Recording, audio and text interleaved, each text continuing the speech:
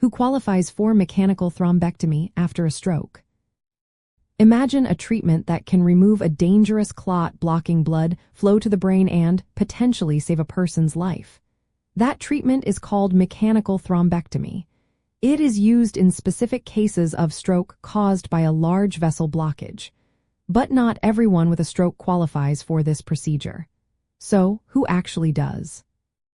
First, the key factor is whether there is a large vessel occlusion, or LVO. This means a major artery in the brain, like the internal carotid artery or middle cerebral artery, is blocked. Doctors confirm this with imaging tests such as court angiography or magnetic resonance angiography.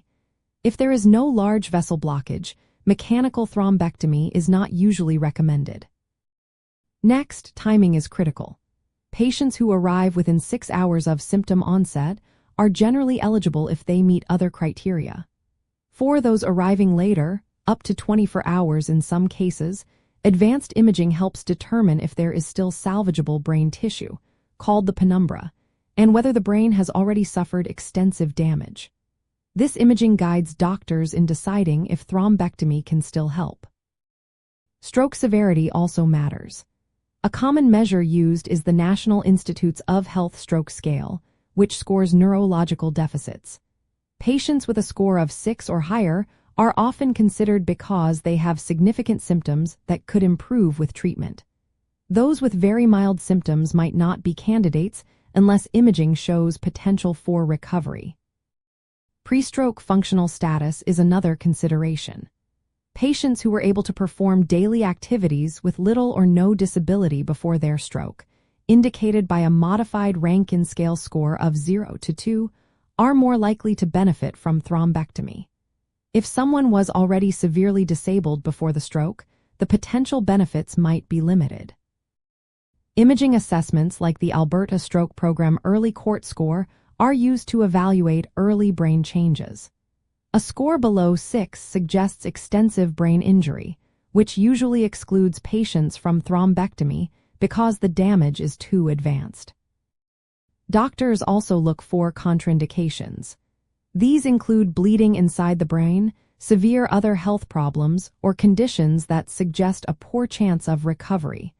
If a patient has a brain bleed or other serious issues, thrombectomy is not performed.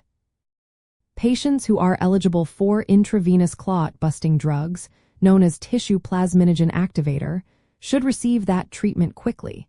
However, getting clot-busting medication does not prevent the need for thrombectomy if the large vessel blockage remains.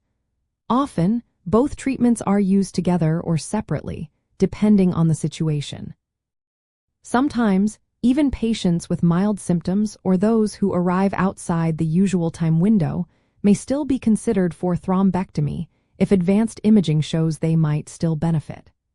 These decisions are made carefully by a team of specialists, including neurologists and neurointerventionalists, who weigh all factors.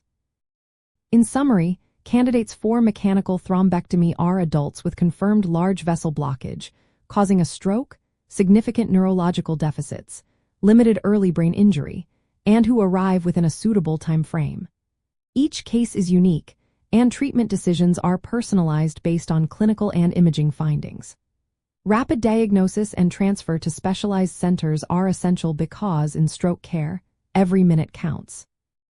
Always consult healthcare professionals for individual assessment and guidance.